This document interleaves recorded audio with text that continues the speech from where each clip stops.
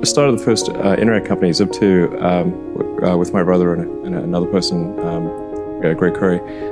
It wasn't really with the thought of being wealthy. I've got nothing against being wealthy, but it was just from the standpoint of wanting to be part of the internet. And I figured if we could make enough money to just get by, that would be okay. And when we started off, we literally only had like one computer, and so it would be our web server during the day, and I'd code at night. And we just got a small office in Palo Alto back when rent was not insane. It was cheaper than an apartment, so we actually just slept in the office and then showered at the YMCA at Page Mill, El Camino. So we'd walk over there and shower. There's no need even to have a college degree at all, or even high school. I mean, if somebody graduated from a great university, that may be an indication that they will be capable of great things, but it's not necessarily the case. If you look at, say, people like Bill Gates or Larry Ellison, Steve Jobs, these guys didn't graduate from college. But if you had a chance to hire them, of course, that would be a good idea. Advice I'd give to people starting companies, to entrepreneurs in general, is really focus on making a product that your customers love. It's so rare that you can buy a product and you love the product when you bought it. There are very few things that fit into that category. And if you can come up with something like that, your business will be successful for sure. In 1969, we were able to send somebody to the moon. 1969. Then we had the space shuttle. The space shuttle could only take people to low Earth orbit. Then the space shuttle retired, and the United States could take no one to orbit.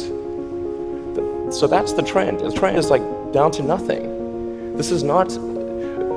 People are mistaken when they think that technology just automatically improves. It does not automatically improve.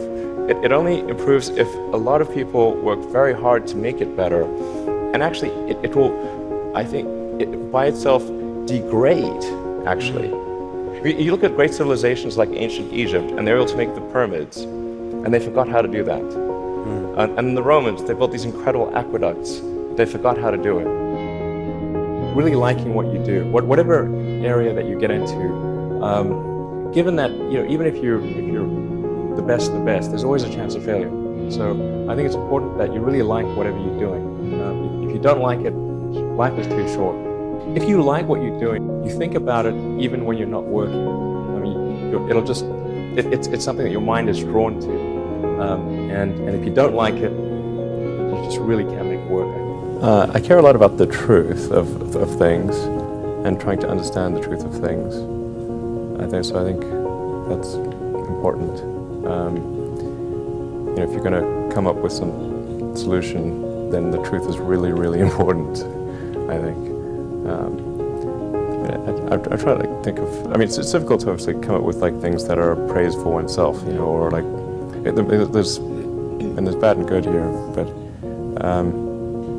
I think like sometimes they're just like the things that seem quite clear and obvious to me, and I don't understand why they aren't so obvious to everyone. Everything looks great on PowerPoint. you can make anything work on PowerPoint. But if you have an actual demonstration article, even if it's in primitive form, that's much more effective for convincing people. Don't let anything hold you back. Imagination is the limit, and go out there and create some magic. When I was a kid, I was wondering kind of what's the meaning of life? Like, why are we here? What's it all about?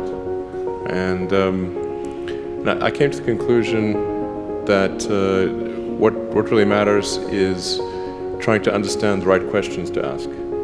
And the more that we can increase the scope and scale of human consciousness, the better we are able to ask these questions.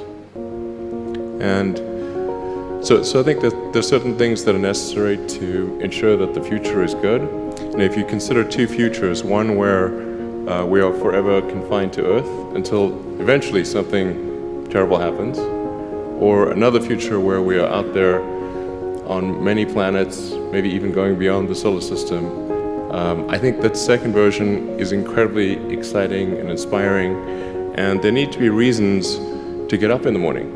You know, life can't just be about solving problems. Otherwise, what's the point? There's got to be things that people find inspiring and make life worth living. I think also people tend to overweight risk on a personal level. It's one thing if you've got a mortgage to pay and kids to support, and that if you were to deviate from your job, that, well, how are you going to feed your family and pay the rent? And okay, that's understandable. But let's say you're young and you're just coming out of college or coming out of high school or whatever. What do you risk? You know, you're not going to starve. I mean, it's really certainly not in any kind of modern economy. It's so easy to earn enough money just to live somewhere and eat food. Very easy to do. So I don't know what are they afraid of? They're mostly afraid of failure, I think. But people should be less risk averse when there's not much at risk. When you had that third failure in a row, did you think, I need to pack this in? Never. Why not? I don't ever give up.